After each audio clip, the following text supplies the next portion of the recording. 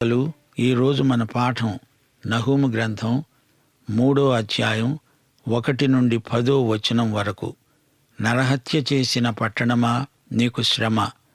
అది ఎడతెగక ఎరను పట్టుకుంటూ మోసముతో బలాత్కారముతో నిండి ఉన్నది. సారథి యొక్క చెబుకు ధ్వని, చక్రముల ధ్వని, గుర్రముల తొక్కుడు ధ్వని, ఒడిగా పరిగెత్తే రథముల ధ్వని వినబడుతున్నవి. రౌతులు ఒడిగా పరిగెత్తుతున్నారు. ఖడ్గములు తళతళలాడుతున్నాయి. ఈటెలు మెరుస్తున్నాయి. చాలామంది హతమవుతున్నారు. చచ్చిన వారు కుప్పలు కుప్పలుగా పడి ఉన్నారు. పీనుగులకు లెక్కే లేదు. పీనుగులు కాలికి తగిలి జనులు తొట్టిల్లుతున్నారు.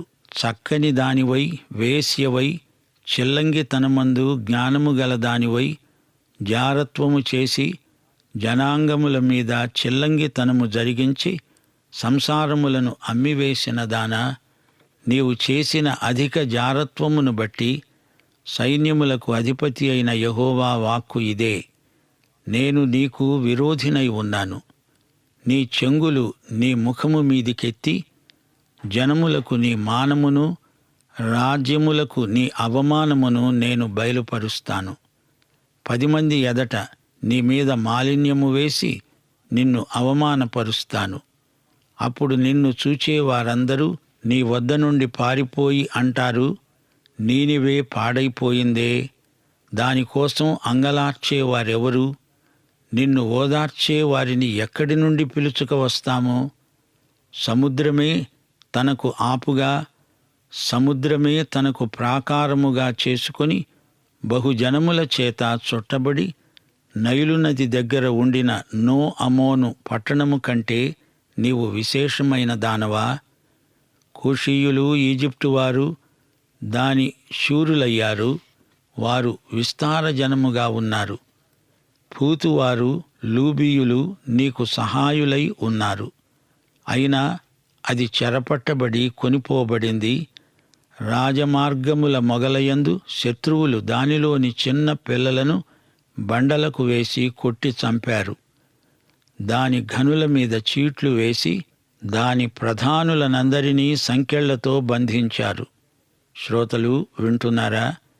దేవుడు తీసుకునే ప్రతీకార చర్య న్యాయసమ్మతమైనదే. నీనెవె మీదికి వచ్చిన శిక్ష దాని నేరానికి తగిందే. గలతీ పత్రిక 6వ అధ్యాయం 7వ వచనం: మోసపోకండి, దేవుడు వెక్కిరించబడడు. నీవు ఏది విత్తితే అదే పంట కోస్తావు. ఇది దేవుడు నిర్దేశించిన నియమం. జాతుల పట్ల, రాజ్యాల విషయంలో కూడా ఈ నియమం పనిచేస్తుంది. వ్యక్తులను గాని జాతులను గాని దేవుడు ఇదే ప్రాతిపదిక నియమం చొప్పున అంచనా వేస్తాడు. త్రాసులో పెట్టి తూచి వారి స్థితిగతులను నిర్ణయిస్తాడు. యుద్ధరంగాన్ని నహూము ఎలా వర్ణిస్తున్నాడో విన్నారా? యుద్ధవార్తల విలేఖరిలాగా నహూము రాస్తున్నాడు. రక్తసిక్తమైన పట్టణమా అంటూ నీనెవెను సంబోధిస్తున్నాడు. ఈ పట్టణం నిండా అబద్ధాలే. అక్కడి మనుషులు అబద్ధాల పుట్టలు. అష్షూరు రాజధాని అయిన నినెవె రక్తంతో తడిసిపోయింది. రక్తదాహం వారికి మరీ ఎక్కువైపోయింది. ఇతర జాతులకు అష్షూరు పేరు వింటేనే వల్లమాలిన భయం పుట్టుకొస్తుంది. అష్షూరు సైన్యాలు నెమ్మదిగా కదిలి వస్తాయి, నెమ్మదిగా నాశనం చేస్తాయి కూడా. అష్షూరు చేతిలో పడే కంటే ఆత్మహత్య చేసుకోవడం మేలని చాలామంది బలవంతాన ప్రాణాలు తీసుకున్నారు. అష్షూరీయుల కంటే వన్యమృగాలు నయం. అష్షూరు మాటలు ఎవరూ నమ్మరు. వారు నిజం చెప్పరు. అవును అన్నారంటే కాదు అంటున్నట్లే. అబద్ధాలను నిజమని చెప్పి ప్రజలను నమ్మిస్తారు. అదే నేటి వరకు జరుగుతున్నది. సత్యం కావాలి అని ఎవరైనా కోరుకున్నా నీనెవెలో మాత్రం అది దొరకదు. అబద్ధాలతో, దోపిడీలతో పూర్తిగా నిండిపోయింది నీనెవె పట్టణం. నీనెవె లాంటి పట్టణాలు ఈ రోజున ప్రపంచంలో ఎన్నో ఉన్నాయి. యోనా, నహూము గ్రంథాలు ఏమి చెబుతున్నాయి? ఇశ్రాయేలీయులనే కాదు, అన్యజాతులను, అన్ని జాతులను కనిపెట్టి చూస్తున్నాడు దేవుడు. ఆయన జాతులకు తీర్పు తీరుస్తాడు. దేవుని తీర్పును ఎవరూ తప్పించుకోజాలరు. నిష్పాక్షికంగా దేవుడు ప్రతి వ్యక్తికి, ప్రతి జాతికి తీర్పు చెబుతాడు. ఇది నిజం. అదిగదిగో యుద్ధరంగం, రథాలు, రథచక్రాల చప్పుడు, గుర్రాల సకిలింపు, గుర్రాలను అదిలించే ఆశ్వికులు, రౌతుల కొరడాల శబ్దం, యుద్ధరంగం పీనుగు పెంట. రథాలను ఈ శవాల మీదుగా గుర్రాలు లాక్కువెడుతున్నాయి. నీనెవె పట్టణంలో కుసంస్కృతి ప్రవర్తిల్లుతున్నది. అబద్ధాల బతుకులు. నోరు తెరిస్తే అబద్ధం. నిజం చెప్పేవాడు ఒక్కడూ కానరాడు. అష్షూరు వారికి ఇతరుల పట్ల దయాదాక్షిణ్యాలు ఏ కోశానా ఉండవు. ఇంటా బయట అంతా మోసమే, నమ్మక ద్రోహమే. ప్రియ శ్రోతలు, ఒక సంగతి మీరు గ్రహించాలి. మనిషి పాపం చేసి పాపి కాలేదు. అతడు పాపి కాబట్టే పాపం చేస్తాడు. మానవుడు అంతరంగమందు పాపి. అందుకే అతని క్రియలు పాపాలవుతున్నాయి. పైకి ఎంత నాగరికంగా కనిపించినా మనిషి పాపి. ఇది అక్షర సత్యం. నహూము అంటున్నాడు, యుద్ధరంగంలో ఎందరో హతులవుతున్నారు. శవాలు గుట్టలు గుట్టలుగా పడి ఉన్నాయి. శవాలు శత్రువుల కాళ్లను తట్టుకొని వారు పడుతున్నారు. శవాలు ఎన్నో ఎవరు లెక్క పెట్టగలరు? అష్షూరు వారి క్రౌర్యం, దౌర్జన్యం లోకమంతటికీ తెలుసు. వారు విత్తిందే ఇప్పుడు వారు కోసే పంట. నీనివే ఒక వేశ్యలాగా వ్యవహరిస్తోంది. పడుపుతనంతో రాజ్యానికి ద్రోహం తలపెట్టింది. మంత్రతంత్రాలను ప్రయోగిస్తోంది. తన జాతినే తెగనమ్మి వేస్తోంది. బరితెగిన విలయాలు నీనివే. కుటుంబాలనే నాశనం చేసింది ఈ వేశ్య. లోకములోని జాతులన్నిటినీ వేశ్యలాగా ఆకర్షించింది. చెల్లంగితనం అంటే మంత్రతంత్రాలు, తాంత్రిక విద్యను అభ్యసించింది. 1 కొరింథీ 8:4 పౌలన్నాడు, లోకమందు విగ్రహము వట్టిదని, ఒక్కడే దేవుడు తప్ప వేరొక దేవుడు లేడని ఎరుగుదుము. విగ్రహం వట్టిదే కాని దాని వెనుక సైతాను ఉన్నాడు. దేవుణ్ణి కాక మరి దేన్ని ఆరాధించినా అందులో సైతాను ఉంటాడు. నీనెవె పట్టణమందలి తాంత్రిక విద్యా విధానాన్ని కూడా దేవుడు ఎంతో అసహ్యించుకున్నాడు.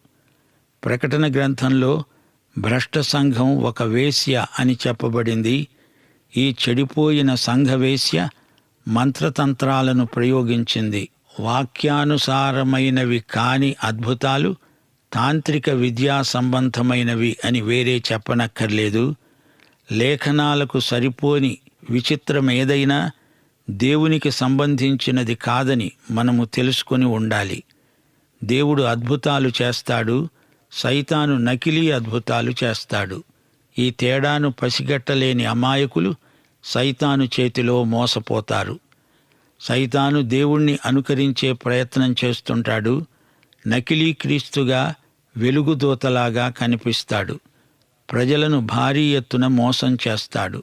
నీనెవేను తానెందుకు శిక్షించబోతున్నాడో, దానికి కారణమేమిటో ఇక్కడ దేవుడు స్పష్టం చేస్తున్నాడు. దేవుడు అంటున్నాడు, నీనెవే, నేను నీకు విరోధిని. నీ దిగంబరత్వాన్ని నలుగురికి కనపడేటట్లు చేస్తాను. నీకు బహిరంగ అవమానం కలుగుతుంది. జాతులన్నిటి ఎదుట నీకు సిగ్గు, లజ్జ. యెహెజ్కేలు గ్రంథం 38-39 దేవుడు గోగుతో, మాగోగుతో నేను మీకు విరోధిని అని ఖండితంగా చెప్పాడు. దేవుడు లేని రాజ్యం, నిర్దేవ సమాజం ఎక్కడ ఉన్నా నేను నీకు విరోధిని అంటాడు దేవుడు. అష్షూరు బహుదేవతారాధన చేసే జాతి. అష్షూరు రాజధాని నీనెవే మాంత్రిక విద్యకు, తాంత్రిక ప్రయోగాలకు కూడలి. అదృష్టాలు చెబుతామని, రేపు ఏం జరగబోతోందో మాకు తెలుసని కొందరు బయలుదేరారు. కాని దేవుడు అంటున్నాడు, నేను మీకు విరోధిని. నీనెవే, నీవు దిగంబరివై అందరి ఎదుట నిలుస్తావు. పరాభవం చేత కుమిలి కునారిల్లిపోతావు. సిగ్గుతో కుంచించుకపోతావు. నీవు రహస్యంగా చేసిన నీచకార్యాలన్నీ బట్టబయలవుతాయి.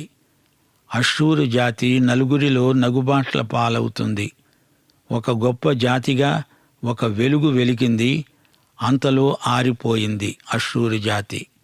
దాని ఐశ్వర్యం అంతరించింది, దాని అధికారం అపఖ్యాతికి మారింది.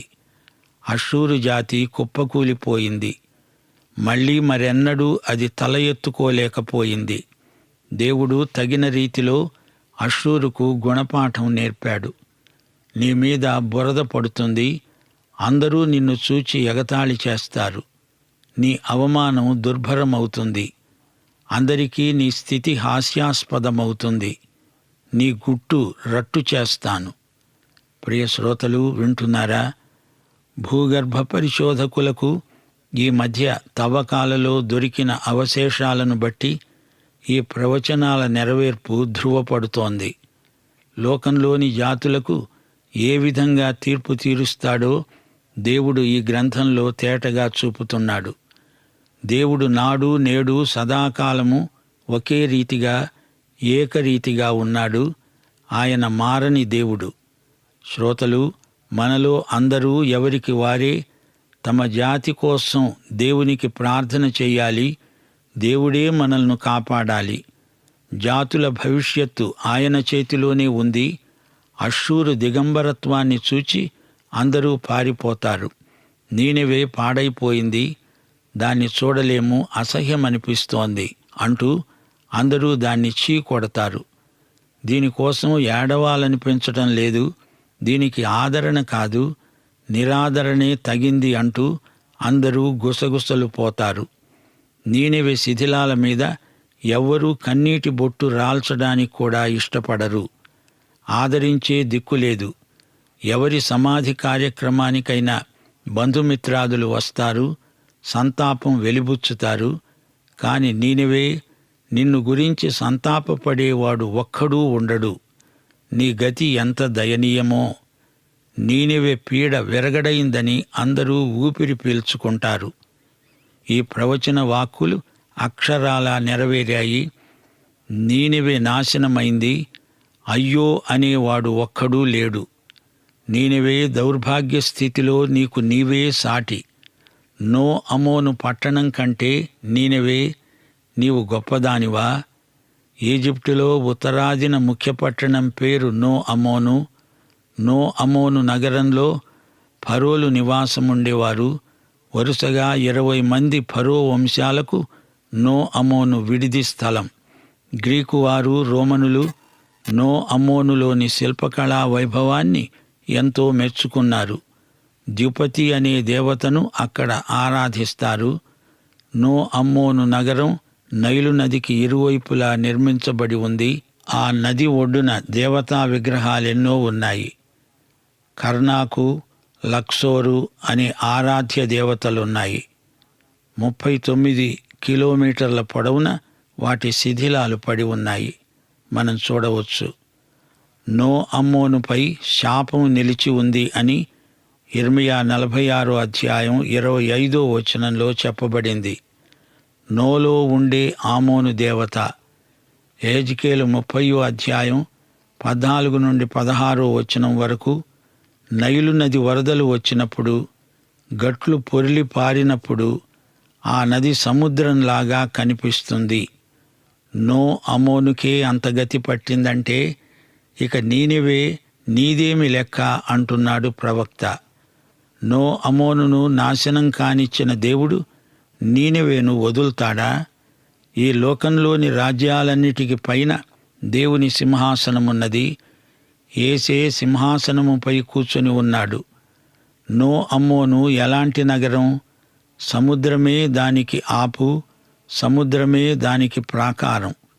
బహుజలముల చేత చుట్టబడింది. అలాంటి నో అమ్మోనును అష్షూరు పట్టుకుంది. ఇప్పుడు నీనెవేను బబులోను పట్టుకుంటుంది. ఈ రోజున క్రైస్తవుల మధ్య కూడా ఎంతో వేషధారణ ఉంది. దేవుని నైతిక ప్రమాణాలను కాలరాచినప్పుడు ఆయనకు విరోధంగా పనిచేసే రాజులకు గాని రాజ్యాలకు గాని ఉనికికి హక్కు లేదు. ఆ రోజున నో అమ్మోనును అష్షూరు ఎలా కొల్లగొట్టింది, అదే ఈ రోజున నినివేకు జరగబోతోంది. దేవుని న్యాయం తిరుగులేనిది. నీనెవె నాశనానికి పూర్తిగా తగినదే. దేవుడు దాన్ని నాశనం చేసే సమయం రానే వచ్చింది. అసలు నీనెవె రక్తమయం అయిపోయింది. రక్తపాతం, హింస, క్రౌర్యం అనే 3 లక్షణాలు అష్షూరుకు మరీ ఎక్కువ. అబద్ధాలు ఆ జాతికి పెట్టింది పేరు. అబద్ధం అంటే సత్యాన్ని ఖూనీ చెయ్యటమే కదా. ఖడ్గాలు శరీరాలను చంపుతాయి, అబద్ధాలు ఆత్మలను నాశనం చేస్తాయి. వేశ్యలను చట్టం కఠినంగా శిక్షిస్తుంది. దేవుడు నీనివేను అదే విధంగా శిక్షిస్తాను అంటున్నాడు. ఇతర జాతులకు నీనివే యొక్క అసభ్యతను, అసహ్యకర ప్రవర్తనను బట్టబయలు చేసి అందరికీ ప్రదర్శించి ఆ గర్విష్టి నగరాన్ని అవమానం పాలు చేస్తాను అంటున్నాడు దేవుడు. నో అమ్మోను ఒక పెద్ద నగరం, ఈజిప్టులో పేరెన్నికగన్న పట్టణం. మీరు దాన్ని నాశనం చేశారు. ఇప్పుడు మీ నినివే అలాగే నాశనమవుతుంది అంటున్నాడు దేవుడు. జరగబోయే యుద్ధాన్ని నహూము ప్రవక్త కన్నులకు కట్టినట్లు వర్ణిస్తున్నాడు. లోక చరిత్రలో నీనెవె నాశనం దేవుని ప్రతీకారానికి ఉదాహరణగా నిలిచిపోయింది. నీనెవె మోసం, ఇతర జాతులతో దానికి ఉన్న విరోధం, నో అమ్మోను గత చరిత్ర అంతా దేవుడు పునర్విమర్శ చేస్తున్నాడు. అష్షూరుకు ఎన్ని యుద్ధాయుధాలున్నా చివరకు అవేవీ ఉపయోగపడవు. ప్రియశ్రోత, దేవుడు రక్షిస్తాడు. ఆయన రక్షణను తిరస్కరిస్తే శిక్షిస్తాడు. పాఠం ఇంతటితో సమాప్తం. మన ప్రభువైన యేసుక్రీస్తు వారి దివ్యకృప, తండ్రి అయిన దేవుని పరమప్రేమ, పరిశుద్ధాత్మ యొక్క అన్యోన్య సహవాసము, సమాధానము మనకందరికీ నిత్యత్వము పర్యంతము తోడై ఉండునుగాక. ఆమేన్.